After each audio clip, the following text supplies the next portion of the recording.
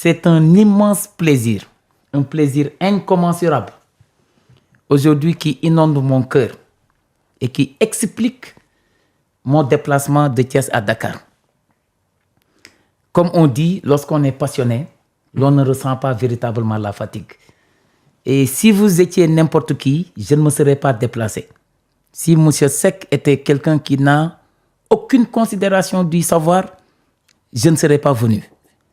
Mais j'ai vu en l'homme un charisme triomphant, une véritable personnalité, une empathie agissante. J'ai vu en M. Seck une valeur sûre sur laquelle investir pour assurer à l'Afrique un meilleur devenir. C'est la raison fondamentale pour laquelle aujourd'hui je suis là, parmi vous, et comme il l'a si bien expliqué, il l'a si bien dit, on aura le temps donc de déguster ensemble nos cafés, donc nos popcorn, etc. Mais pour me présenter, je me nomme Dr Abdoulaye Idrissa Dieye. Donc je suis né à Thiès, je suis enseignant-chercheur et socio-économiste planificateur. Actuellement, j'enseigne dans les universités, aussi bien publiques que privées, et je suis en profession au service régional de la planification économique de Thiès, qui accompagne les collectivités territoriales dans leurs desseins, ambitions, plans et projets de développement.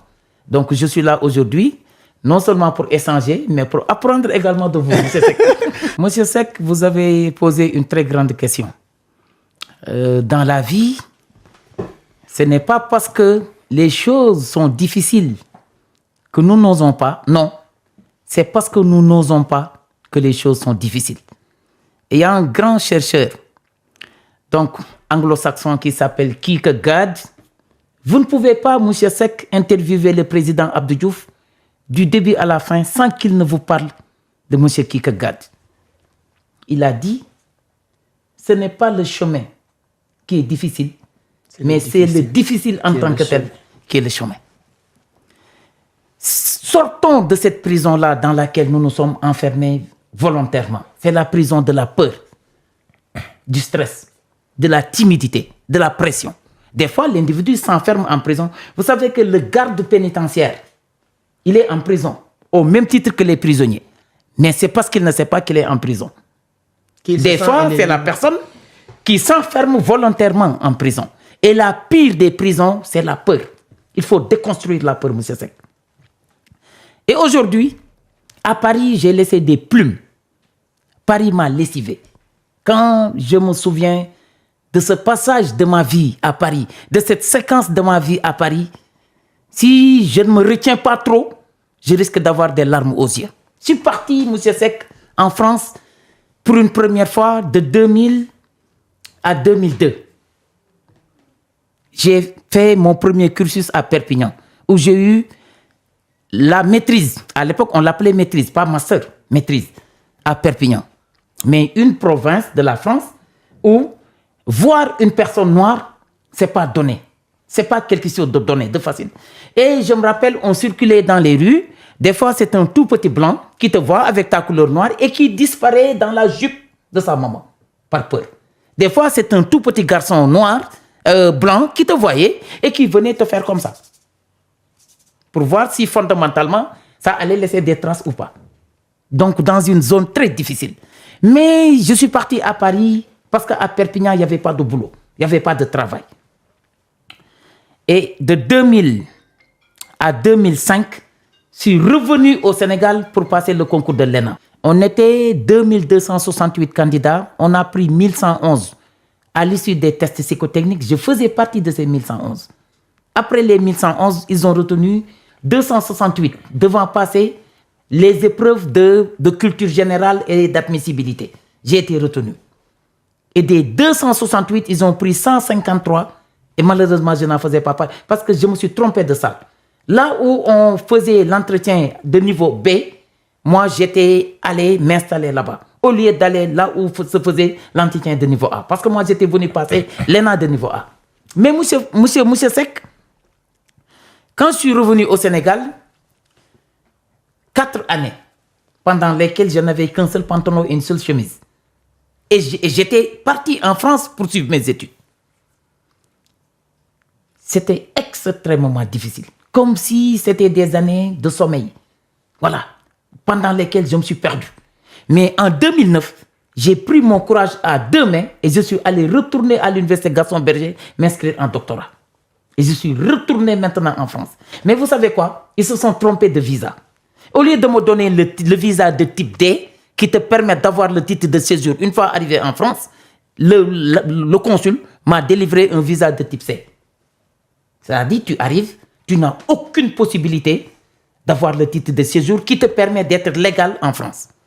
Et de faire les études. De faire les études. J'avais ma carte d'étudiant normale. Je m'étais inscrit à l'université de Paris 8, je suivais mes séminaires et mes cours. Tout naturellement, en tant qu'étudiant sénégalais. Mais sur le plan administratif, sur le plan de l'immigration, donc j'étais dans la clandestinité. Comment pouvez-vous expliquer ce paradoxe? Un étudiant qui a sa carte d'étudiant, qui s'est inscrit dans une spécialité donnée, qui suit ses cours normalement, mais à qui on refuse le titre de séjour normal. Ça m'est arrivé à moi. Et quand j'ai écrit au président Sarkozy, lui demandant d'intervenir personnellement pour m'aider à sauver mes études, il m'a répondu. Moi, j'ai une lettre du président Sarkozy chez moi. Si vous venez à Thiès, je vais vous la montrer. Il m'a dit, je vous recommande donc d'aller au niveau du service de l'immigration. Je suis allé avec la lettre du président. Ils ont refusé. Et j'étais obligé d'accepter ce sort-là et d'être dans la clandestinité. 2 ans de doctorat, 2 ans pendant lesquels je n'avais pas un sou avec lequel payer le transport. Des fois, tu passais toute une journée, tu ne prenais que le petit déjeuner. Je me rappelle de ces moments-là extrêmement difficiles. C'est dans cette clandestinité-là, dans cette irrégularité-là, qu'un responsable de presse du Figaro m'a recruté en tant que porteur de presse, devant livrer le journal Le Figaro au 16e arrondissement, là où dorment les milliardaires et les millionnaires de la France. On ne me payait que 2 heures de temps. Je travaillais de minuit à 8 heures du matin. Et j'étais avec la police dans les rues de Paris, du 16e arrondissement. L'espace qu'on m'avait donné, qu'on m'avait réservé, j'avais le code de tous les appartements. Et un jour, je suis rentré dans un appartement vers 3 heures du matin, travaillant, livrant tout gentiment mon lot de journaux. Et je rentre, quelqu'un me braque son fusil pour me dire, vous êtes voleur, qu'est-ce que vous êtes venu faire dans notre appartement à pareille heure? Je lui montre le stock de documents, de journaux. Je travaille, je suis jeune étudiant sénégalais, je n'ai pas de papier, c'est ce travail-là qui m'est accessible, je le fais pour vivre et essayer d'aider ma maman qui est restée au Sénégal. Il me dit, vous ne dites pas la vérité, je vais vous descendre. Je lui dis, monsieur, allez-y. Tue-moi. Tuez-moi. Quel courage. Oui, tuez-moi. Et quand mon patron s'en est saisi, il a voulu me changer de zone. J'ai refusé. Et depuis ce jour-là, je n'ai pas recroisé le gars. Peut-être c'est le bon Dieu qui est intervenu. Pour vous dire, la France, c'est extrêmement difficile. Des fois, tu vois des étudiants sénégalais qui vont là-bas sans bourse ni aide, mais ils finissent par être des émigrés économiques. Ils se transforment en modou-modou, avec tout le respect que je dois à nos parents modou-modou. Mais ce que j'ai envie de dire ici, c'est quoi? Le gaspillage, il a plusieurs formes. Ce n'est pas seulement verser du riz qui est gaspillage, ce n'est pas seulement verser du mil qui est gaspillage, mais quand tu laisses cet espoir-là s'estomper, cet espoir de ta communauté malade, cet espoir-là de ton pays en crise, cet espoir-là de ton pays dans le sous-développement.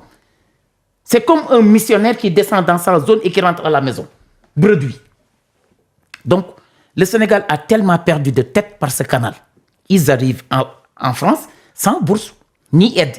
Ils vont à Colobane, ils se font chercher une attestation, donc financière. Tu prends l'avion, le gars, il fait opposition au niveau de sa banque. Ton emploi du temps, c'est de 8 à 18. 8h, 18h.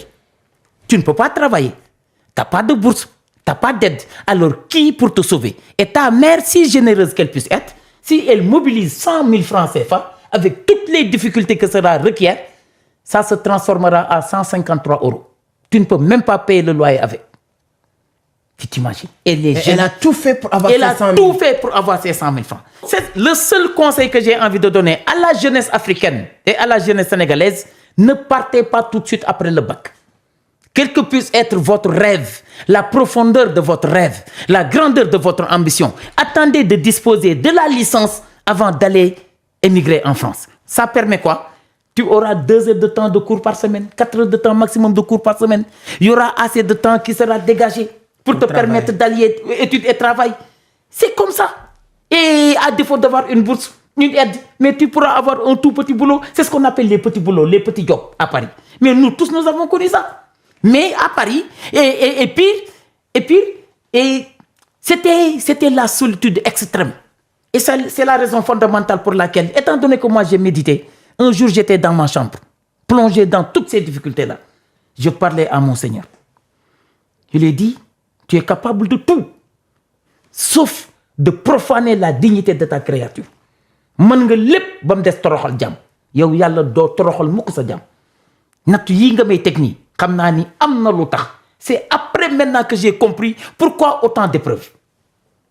Et monsieur Seck, imaginez-vous, et je me dis, yakamti wolu yalla ko gën, ñewantal njabot, denk len yalla ko gën, nam njabot, wéttali ko yalla moko gën. Parce qu'en réalité c'est ça, les jeunes, il faut les éveiller, il faut les sensibiliser, il faut leur dire exactement ce qui se passe lorsqu'on descend à Paris pour la première fois, exactement ce qui se passe lorsqu'on descend dans une des provinces de la France. C'est en plus du froid glacial. Ouais. Voilà.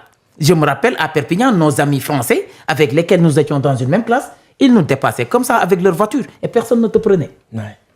C'était difficile. Moi, le maximum de Noirs avec lesquels j'étais dans une classe, c'est au maximum 2 personnes. Moi et un Togolais, ou bien un Malien et moi-même. C'était tout. Donc pour vous dire que c'est la solitude dévastatrice. Très bonne question, très bonne relance, monsieur Seck.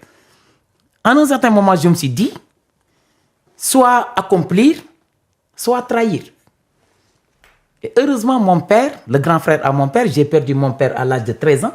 Et je suis son fils unique. Il était enseignant à l'école primaire de Kabassal à Ersan à Thiès. Il a fait 20 ans au niveau du même poste. Et mon père, le grand frère à mon père, me disait, Cheikh Abdoulaye Dieye, partout où tu puisses être dans le monde, toi et les créatures avec lesquelles vous êtes là-bas, vous avez le même créateur. Faut pas avoir peur d'eux, faut pas espérer quoi que ce soit en eux. Et partout où tu puisses être sur la terre ferme, là où tu n'as pas fait de péché, quand tu demandes quelque chose à Dieu, il va te le donner. Et ce sont l'ensemble, c'est l'ensemble de ces enseignements, ce que j'appelle ces ingrédients moraux dans la construction de la personnalité. Vous savez, M. Seck, des fois, un jeune, il doit avoir un tout petit carnet, là où il note les belles anecdotes, les belles leçons. C'est ce que j'appelle les ingrédients moraux. Ça permet de stimuler la personnalité de l'individu. Et ces toutes petites citations, ces belles histoires, ces conseils, donc si chers à mon père, qui chaque fois, comme si il était en train de me les chuchoter à l'oreille, c'est ça qui m'a permis de tenir bon. Et imaginez-vous, après 2 ans de séjour à Paris, j'ai soutenu mon doctorat d'anthropologie à Paris 8 et mon doctorat de sociologie à Gaston Berger. Parce qu'il s'agissait en réalité d'une co-inscription. C'est ce qu'on appelle la thèse de co-tutelle. C'est-à-dire, tu t'inscris au niveau de 2 universités différentes, mais qui ont des rapports de coopération. Cette année, tu t'inscris là gratuitement. La deuxième année, tu t'inscris dans l'autre université et gratuitement. Donc, il n'y a pas de frais d'inscription. Et quand tu soutiens maintenant, tu choisis un lieu de soutenance et on va déplacer les professeurs de l'autre côté du continent qui vont venir. À ma soutenance de thèse à l'université de Paris 8, l'université a déplacé exprès un groupe de médias pour filmer la soutenance. Ma soutenance est dans les archives de l'université de Paris 8. Et imaginez-vous, il y a 2 professeurs. Je parle à la télévision. 2 professeurs. M. Camille Kouyou, ex-directeur de l'Université catholique de l'Afrique de l'Ouest, et M. Abdoulaye Niang, mon encadreur à Gaston Berger. On les a déplacés classe affaires jusqu'à Paris 8 pour qu'ils assistent à ma soutenance. Et c'est comme ça, au bout de 2 ans, imaginez-vous, M. Seck, un doctorat, ça ne peut pas s'obtenir en moins de 3 ans. Moi, c'est Allah subhanahu wa ta'ala, je nage dans l'océan de la miséricorde et de l'accompagnement divin. Moi, je ne crois pas au mérite, mais c'est Allah subhanahu wa ta'ala qui nous est venu en aide. En 2 ans, j'ai eu 2 doctorats et je ne suis pas mort, je suis rentré sain et sauf. Je suis comme un pot de lait Gloria, tu le déplaces au niveau du tas d'immondices, tu déplaces le pot Gloria au niveau de la fosse septique, mais quand tu le perces, ça donne un lait qui ne donne aucune maladie. C'est-à-dire, tu as beau fréquenter toutes les zones, toutes les parties du monde, si tu crois en tes valeurs et en ta culture, tu rentreras tel quel. Monsieur Seck, imaginez-vous, ce qui fait la force du baobab, c'est ses racines. Ce qui fait la force de l'individu, c'est sa culture et ses valeurs. Le tronc d'arbre a beau séjourner dans l'eau, mais jamais il ne se transformera en crocodile. Le seul mal de l'Afrique, c'est que nous changeons de culture comme nous changeons de chemise. Voilà. Et tu sous-estimes ton ADN culturel et qui est des meilleurs. C'est le courage. Le courage. Moi, et en pleine soutenance, l'Université de Paris 8 m'a dit « Félicitations, docteur, qu'est-ce que vous voulez ?» Je leur ai dit « Je rentre au Sénégal. » Ils m'ont dit « Pourquoi ?» Je leur ai dit « C'est le Sénégal qui a financé mon éducation et ma formation. Si tout le monde fuit le Sénégal comme la peste, qui va le développer ?» Ils m'ont dit « L'université a promis de vous recruter. Est-ce que votre dernier mot ?» Je dis « Oui. » Il me dit « Bon vent. » Aux États-Unis, j'ai laissé un CDI. Vous savez, M. Seck, l'échec, c'est un succès différé. Quand vous échouez, c'est parce que vous devez réussir demain. Ouais. L'échec, c'est un succès différé. Et on apprend de nos échecs, on apprend de nos erreurs. Être courageux, c'est savoir courir avec beaucoup de rage. Je taquine des fois mes amis en leur disant que le mot courage, ça devrait s'écrire avec 2 R. Courage, ça s'écrit normalement avec un seul R. Mais on devrait l'écrire avec 2 R. Pourquoi? Parce qu'avoir du courage, c'est savoir courir avec rage. La rage de vaincre, la rage d'y arriver, la rage de triompher. C'est ce que je dis des fois. L'université, c'est un univers plus cité. C'est un univers dans lequel se construit l'avenir de la cité. Qu'est-ce qu'un campus? C'est un camp dans lequel se conçoit la puce du développement. Un campus. Camp dans lequel se conçoit la puce du développement. Fondamentalement aujourd'hui, M. Seck. C'est très, très important. Je vais partir du contexte qui milite en la faveur de l'entrepreneuriat. Si nous osons nous dire la vérité, les yeux dans les yeux, il n'y a plus de travail. C'est l'assassinat des CDD et des CDI par la mondialisation. Imaginez-vous, M. Seck, si Orange avait recruté dans tous les quartiers du Sénégal 100 jeunes qui, au petit matin, disposeraient des enveloppes promotionnelles en vue d'aller les mettre au niveau des boîtes à lettres. Imaginez le nombre d'emplois que cela aurait suscité. Mais c'est le gars, l'informaticien ou le chargé du marketing ou de la com qui vient, sa tasse de café posée à droite, son paquet de chewing-gum posé à gauche, qui fait un tout petit clic. Et l'ensemble des offres promotionnelles va être distribué comme ça. Partout même, je peux dire au Sénégal. Partout au Sénégal. Imaginez-vous. C'est la surinformatisation, le développement du machinisme, la robotisation qui ont fini par assassiner le travail. Ça, c'est 1. 12 crises actuellement qui hantent le sommeil mondial. On est dans un monde perdu. 12 crises. Notez, une crise énergétique, une crise alimentaire, une crise économique et financière, une crise sanitaire avec Ebola, une crise sanitaire avec le coronavirus, une crise spirituelle et morale, une crise environnementale et climatique, une crise de l'eau, une crise politique, une crise sociale, une crise du terrorisme, etc. Voilà les 12 crises dont souffre actuellement l'humanité. Aujourd'hui, la nouvelle maladie est devenue la solitude. On est seul dans nos mentalités, seul dans nos têtes, seul dans nos environnements, seul dans nos familles. Les cours d'éducation et de socialisation ont été remplacés par des couloirs. Nos maisons sont devenues des cimetières déguisés. On n'éduque plus assez. Toi, aujourd'hui, tu peux compter le nombre de fois pendant lesquelles tu t'adresses à ton enfant. On ne se parle plus. Tout le monde est connecté sur son téléphone. Tout le monde est connecté sur son téléphone. Dans un salon, même le papa, maman, tout le monde est connecté. Papa et maman sont dans un même canapé, faisant semblant d'être proches. Papa est en Chine, maman est aux États-Unis. Ouais.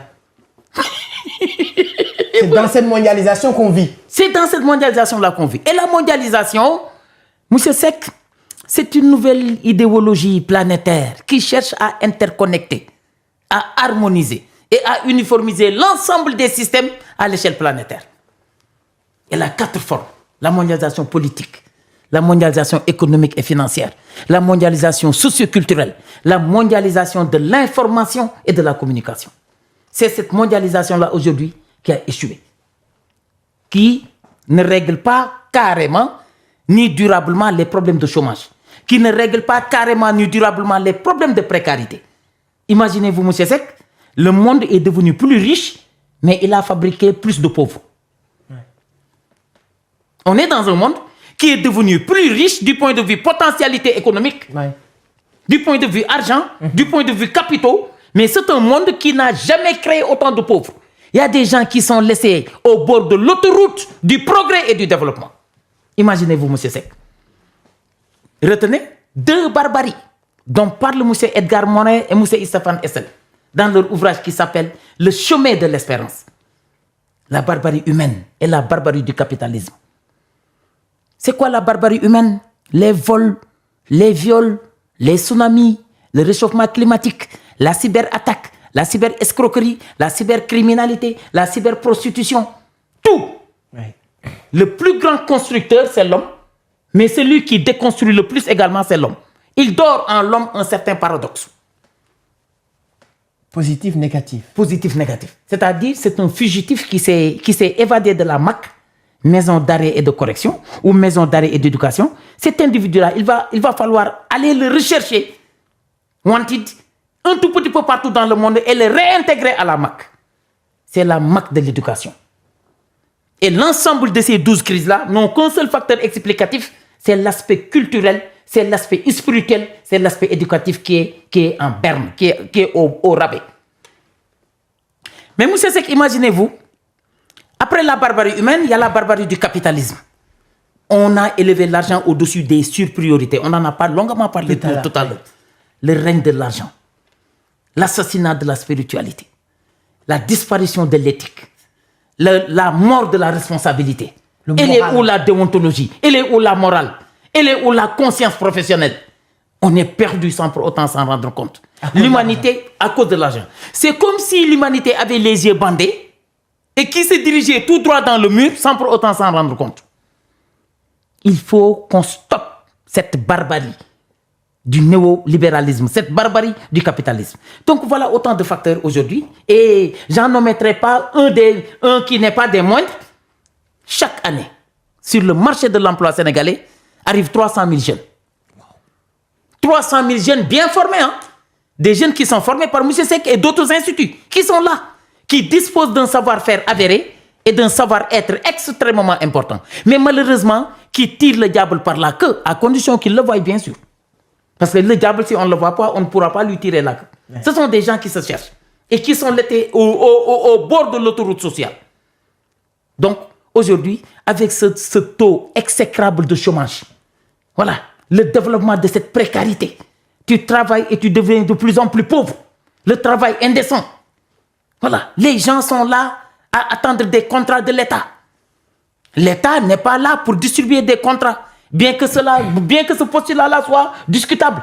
Mais ce que je veux dire, c'est que dans la mentalité et l'imaginaire collectif, l'État n'est pas là pour distribuer des contrats. Il est là pour organiser le jeu économique, pour arbitrer, pour légiférer.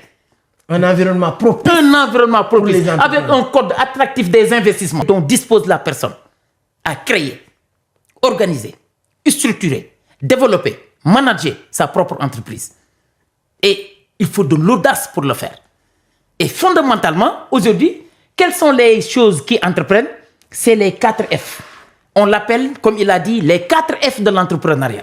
Le premier F, c'est la formation. Parce que entreprendre commence d'abord par apprendre. Formation. La formation. Vous savez que si l'État du Sénégal aujourd'hui a mené 4 millions de taxis, pour que ces jeunes-là se transforment en taximens ou en transporteurs, beaucoup continueraient à chômer parce qu'ils ne disposent pas du permis. Ouais. Ça pose la question de l'employabilité qui se gagne à travers la formation. C'est-à-dire, le premier F de l'entrepreneuriat, c'est la formation. Pourquoi? Parce que le domaine dans lequel j'aimerais plonger, je dois le maîtriser. Et maîtriser la tenue de caisse, la comptabilité. J'ai dit souvent à mes amis qui nous suivent, peut-être eux, ils sont familiers déjà à ça. Je dis, pour réussir, tu remplis la tête et tu laisses la tête remplir les poches. Merci bien dire les gens, remplissez la tête et laissez la tête remplir les poches. Quand je dis remplis la tête par la connaissance, le savoir, les compétences et tout. Donc, si vous commencez par F, par la formation, la formation, c'est bien. Elle nous permet de gagner l'employabilité. L'employabilité, moi, c'est les connaissances, c'est l'expertise, c'est la compétence, c'est les qualifications, c'est les diplômes, c'est les expériences, etc. Et sans ce premier F-là, je vous donne un exemple. J'aimerais plonger dans le monde de l'aviculture. je dois tout connaître du poussin. Ses parents, ses sœurs, ses frères, ses prix, son évolution sur le marché, ses différentes pathologies ou maladies, les différents vaccins et le comportement du poussin. En plus de cette connaissance-là du secteur d'activité, je dois connaître la comptabilité pour pouvoir tenir par moi-même la caisse. Parce que la tenue de caisse, s'il y a un sachet ici, ben vous le remplissez sans pour autant coudre le fond. Tout ce que vous y mettez, ça risque d'être perdu. La maîtrise de la tenue de caisse, de la comptabilité, avec une éducation financière de qualité. Il fait partie des questions tout à l'heure. Éducation financière, ce qui manque beaucoup de personnes. Exactement. Le deuxième F, M. Seck, c'est la formalisation. Qu'est-ce que c'est que se formaliser? Quand je me formalise, je me déclare. Quand je me formalise, je m'officialise. Quand je me formalise, je sors de l'illégalité et je rentre dans la légalité institutionnelle. Je vais déclarer mon entreprise, M. Seck. Ouais. Je ne vais pas courir comme un petit lapin à vouloir passer entre les mailles de la fiscalité de mon pays. En ce moment-là, je ne jouirai pas de ce civisme fiscal qui est fondamental à la constitution d'un bon budget national. Le budget, ce n'est rien d'autre que la contribution de tous les Sénégalais. Mais quand tu te formalises, tu es connu. Quand tu te formalises, tu es reconnu. Quand je me formalise, l'État me connaît. En me connaissant, il fait des recherches sur moi. S'il fait des recherches sur moi et tombe sur un bon comportement, il me fait confiance. Et quand l'État me fait confiance, il me confie des marchés. Et quand je les exécute bien, ça me crée des mannes et des rentrées financières conséquentes. Mais et avec ça, je pourrais payer mes charges de fonctionnement et mes charges d'investissement et payer correctement mes impôts. Exactement. La formalisation. Et cette formalisation-là, ça se fait à travers la fréquentation de la chambre de commerce. Je vais m'inscrire sur le registre de la chambre de commerce. C'est très important. Et je disposerai de ma carte de commerce, avec laquelle j'aurai ma carte d'import-export. Après la chambre de commerce, je vais aller maintenant au niveau du tribunal, m'inscrire sur le NINEA. Ouais. C'est le numéro d'identification nationale des entreprises. Et c'est comme ça que je me formalise, en fait. Et quand je me formalise, je sors de l'illégalité et je plonge dans la légalité. Et je peux décrocher des parts de marché en compétition. Le troisième F. Le troisième F, le financement. C'est le nerf de la guerre. Ouais. L'argent. L'argent. L'argent. L'argent. On aime l'argent, nous. Les capitaux, les fonds. C'est extrêmement important. Quelle que puisse être la pertinence du projet, si on ne l'accompagne pas en argent, ça ne va pas éclore. Ouais. Vous savez, les financements, il faut les rendre conséquents et les dépolitiser. Les rendre conséquents, les multiplier, les renforcer, mais les dépolitiser, garantir l'accès à tous les citoyens sénégalais. Si je suis citoyen sénégalais, je peux être certain et sûr que si je compétis en financement, normalement, avec la grâce divine, je pourrais l'obtenir. Et c'est cette sérénité-là, cette confiance vis-à-vis des institutions de mon pays qui va éviter toute forme de velléité, de contestation. Donc, il y aura plus de stabilité dans le pays. Il y aura plus de cohésion. Il y aura plus de réconciliation nationale.